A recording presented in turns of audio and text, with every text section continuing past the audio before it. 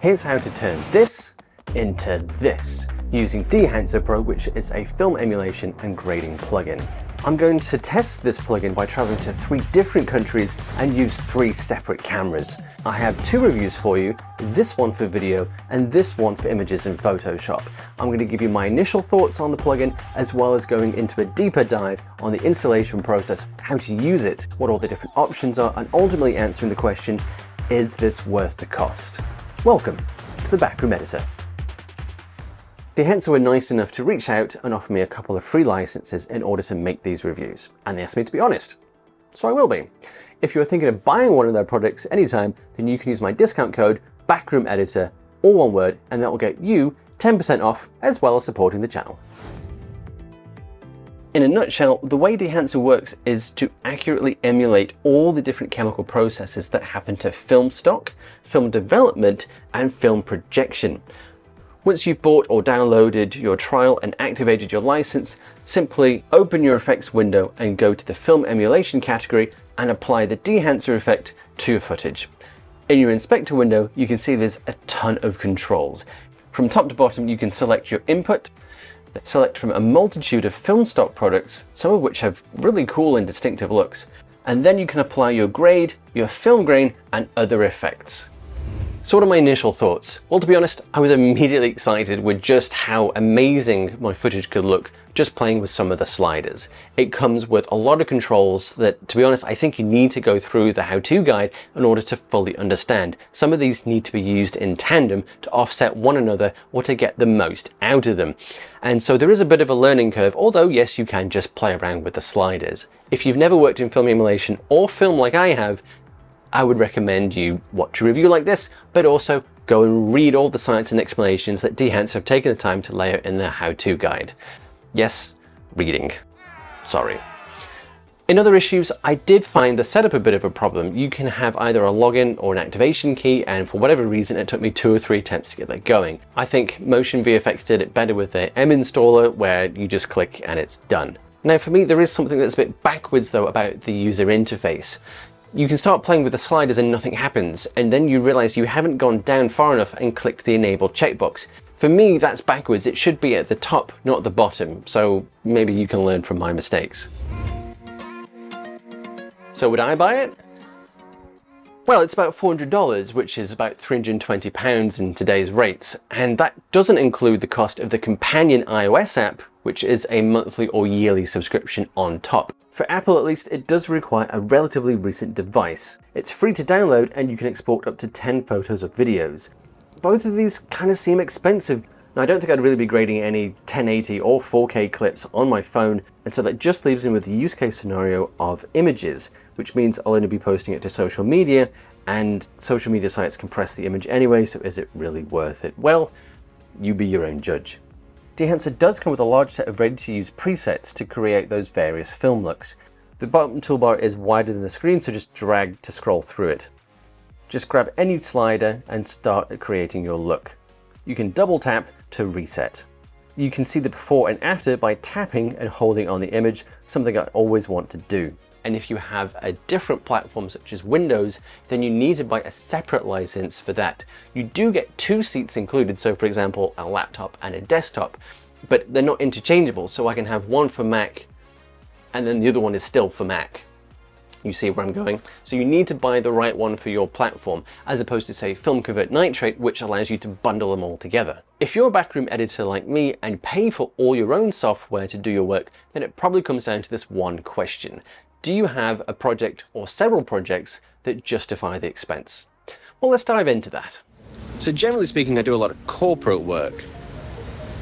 Not sure cows is exactly the kind of subject I want to be putting film emulation on. Or do I?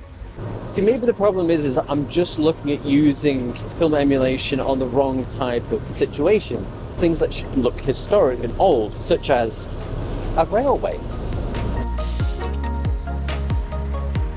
This is Foxfield Railway, which is an industrial heritage line in Staffordshire, England. I'm using my iPhone 13 mini and my old Nikon D3300, which have very different sensors. Note how Dehancer, even on an overcast, even overexposed sky, can still bring grain detail. and I'm pleased with how both the engines and the volunteers look. Now, let's look at architecture. So I have driven like 300 miles to get to Scotland, and it's freezing. But Scotland should look pretty filmic, right? Let's find out. So I've come to Castle Loughlin, if I'm coughing that up correctly, to see if this is the kind of subject that film emulation is designed to thrive on. Now I've chosen to shoot all three cameras in just regular formats, but for me Dehancer is still adding a quality look to this footage. Now if you're shooting in RAW formats, you'll get even more flexibility and value for your money. In these next shots, you can see the halation and bloom effects, as well as the gate weave and film breath.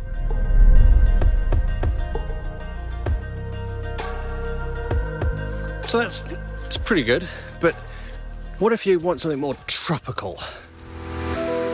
Planes! So 16 hours on a flight and a haircut later, I have traveled over 6,000 miles to the beautiful city of Taipei, Taiwan, to see, can I really find somewhere here in this country where I would want to pay for an app like this? Well, I'm going to travel further east and south to see what the answer is.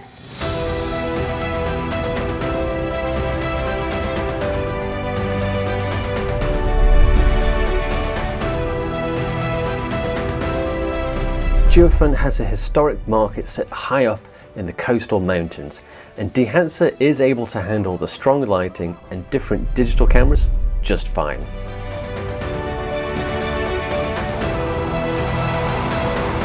So for my final test, I've come to the beautiful, if windy, Taroko Gorge National Park. It's going to be amazing, but can Dehancer deliver? Let's find out.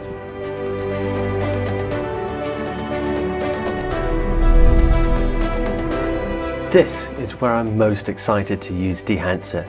I can combine big sweeping drone movements with the simply fantastic landscape, turn this footage into something truly special. Like I've discovered an old film reel from a forgotten archive. And I can also see uses for creating cinematic short films, documentaries, and period museum videos where you want an analog or old look. So with all my tests complete, I'm going to head back to my mobile studio to see what results we can get. Okay, so let's do an example. I have here a shot from my trip to Scotland. I'm going to turn off the color grade that I've done using the native Final Cut Pro tools. In my effects here, I'm just going to go down into the film emulation category and apply my Dehancer Pro effect. And you can see that it has applied a default. So I'm going to have a look here at my input. So if you're shooting with a camera that shoots in log, which mine wasn't, then you can choose a different input source and start playing with some of the exposure compensation, temperature compensation, and other elements that you can do. I don't need to change any of those here. So let's have a look at the next section. So it's defaulted to the Kodak Vision 3250D. I'm going to have a look at a couple of the different options here. So I quite like the last one here, the Svema Type 42, if I'm pronouncing that right, and it has a wonderfully old look to it. Let's have a look at the Polaroid Type 100 Sepia. Again, it looks like something that could jump straight out of a newspaper from yesteryear. Scrolling up, let's have a look at the Kodak Color Plus 200. Sort of a more natural but still rustic looking look there for us.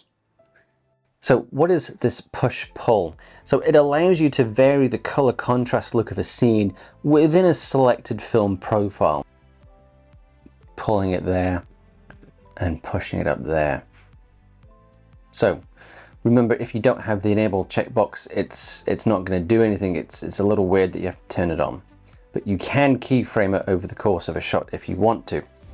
Now, Film Developer allows you to create your own chemical recipe for developing your film. It's useful for when dealing with an unknown camera or a non-standardized format like D-Cinelike, which, if you didn't know, actually looks different from drone to drone. So contrast boost, let's turn that up a little bit. And then gamma correction, let's see what happens if we lower that here. Not much, and this is one of the things I've noticed with Dehancer. depending on what you're doing, you may not seem to be making an impact because you need to use it in conjunction with another menu item. Now, when the color separation value is reduced, the saturation of the most intense colors is reduced first, so it takes the edge off, while the medium and the low saturation colors remain almost unaffected. So let's boost some of the color. Oh yes, I like that. Now, color boost increases or decreases the overall saturation of the image, not just the most saturated colors as with color separation. Dehancer says that this type of color enhancement is gentle and doesn't lead to clipping.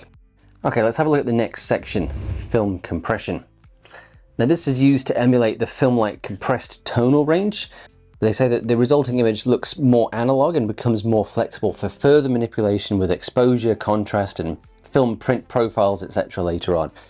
Although this won't restore any blown out highlights, it can be used to smooth out clipping and add some texture.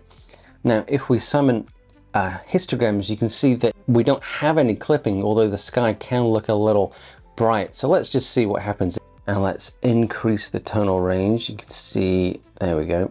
We're getting some movement there. Let's decrease the tonal range. And let's move the color density.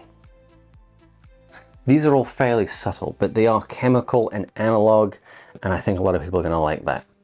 Let's have a look at the expand section. So film emulation lacks contrast in its original pass, so it's recommended to adjust expand controls immediately after choosing a film profile section, which means you may need to revisit this control later. For me, the expand section then should be the second option in your list, not several down, but there you go, this is where it is. So let's move the black point. Oh yep, definitely crushing those. Moving it the other way, bringing it up. So that's acting like your shadow slider in Final Cut. I'm just gonna bring that down to about there. And the white point, there we go. Okay, I think I'm pretty happy with that. Let's move on now to print. Now, print means print medium, as in you're choosing the output the content is printed to for projection. So this is enabled, and we can start playing around with that. Well, that kind of looks quite Scottish, actually. Let's have a look at moving the tonal range. A lot of these sliders seem to overlap in their functionality, and I think this is where really understanding what each one does and doesn't do will really help you going forwards. Let's move that saturation. See, that could be something out of a Scottish newspaper for me, perhaps, but I do like it better with colour, so let's restore that. Now, strange enough, you may notice that some of these menus are collapsed by default. So let's expand color head. Color head and print toning allows you to simulate the print head method, so you can really get granular with how you want your film to look, such as adding a specific tint that isn't present in the original film stock. So let's turn it on and move one of these sliders. Let's add a bit of blue there. Yep, there we go. And then perhaps let's move this one here as well. Looking quite cold, and it was indeed a cold day. And then we can change the mids there a bit. And let's move our exposure slider down somewhat. Now, I think that's looking a bit much, but what you can do is you can click this gang control, and you'll notice that I can now move these sliders all together at the same time for convenience. Not something that would happen in the real world, but it's handy for editing in the digital space. Let's set that back to about there. And now into the section that I imagine that most people think about in film emulation, film grain. Now, real film grain isn't just overlaid on top of an image, it's actually the image itself. The whole image consists of grain. Now, Dehancer literally reconstructs your shot using the local color and brightness characteristics along with a complex physical modeling of a film emulsion. And you can choose a grain accurate for both your negative film and your positive film prints. Now, usually the smallest image detail on film does not exceed the grain size, meaning Dehancer film grain is considering this fact by design. So let's really push our film grain here. It's a really grainy image. Let's pump that up. There we go, super grainy. I'd never publish anything like that unless I wanted it to have perhaps more of a Super 8 look, but I would dial some other controls for that. Now, film resolution. Now we can bring back more details, or we can lose some. Now, in fact, that would be a great way to present perhaps Loch Ness. Let's reset some of these a little bit here. Don't want to overdo it. Notice you can also switch to digital in the mode if you want to, and you can switch your film type from negative to a positive film print and you get a different result. We'll put it back to negative. Some of the other effects that come with Dehancer Pro are halation and bloom, and these can overlap a little bit, so let's turn it on. Now, halation is the film emulsion effect that's visible as the local red-orange halos around the bright light sources, so specular highlights and contrasting edges. Now, halation may produce a pronounced red glare in the midtones, which mostly affects the skin tones, so you may or may not want this on. So let's add a bit of smoothness and some local diffusion, and I should start seeing some, around the edges here, start seeing that halation. Let's give it a bit of blue compensation to offset that orange effect that they were talking about. Let's reduce the impact and slide it up again. Now you can mask this so you can see, there we go, there's our edge. I quite like that, so we're going to leave that on the print. So halation and bloom is a perfect example of two different controls that need to be worked together for a realistic film look. Bloom only affects the light sources, so let's turn this on. Now you can see a difference already. I'm going to save some of the details. I'm going to really push that diffusion. I'm going to amplify the effect a bit and pull the highlights back. Let's have a look at the mask. There you go, so you can see all the bloom that's happening to your image. So if you want to, you can play with your sliders. And of course, Vignette is next. Let's turn that on. You can have a positive or a negative exposure on your vignette, so a nice dark one or a bright one. I'm going to leave that just slightly darkened and reduce the size. Now here's a really cool one, film breadth. So film breadth is an effect that's an accidental change in exposure, contrast and color from frame to frame as the film moves. So this is caused by an uneven emulsion coating or development, usually from instability of a camera shutter and other deviations like that. So film breadth can greatly affect the viewer's experience in terms of an analog feeling. Now, because film breadth is a demanding setting, you may want to go to your view menu and choose better quality or better performance depending on what your system can handle. So let's turn that on, and I'm going to move it up to about every 6 frames where we have an exposure change of about 12% and 10% tonal range. I don't want to overdo it. Now, gate weave is probably my favorite feature. What it does is it simulates the pulling of the film strip through a frame window in a film camera or a projector or in a coding device. And what it does is when you turn it on, you can see that it's cropped in a little bit. This is going to add a little bit of wiggle to your frame. The period will effectively adjust how many frames this happens over, and you can also control the X and the Y movement, any rotation, and what impact it has. Now you can turn off the auto zoom, but that will give you black bars. So I'm going to just move this period up a bit, and I'm going to just nudge the X up another 50%. Okay.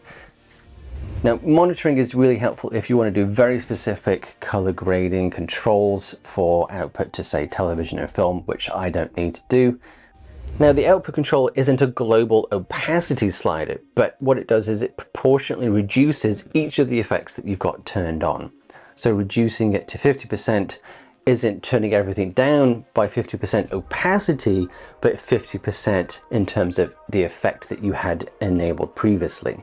So let's dial it back up to 100%, and this allows you just to kind of do a before and after, and for me that really looks great.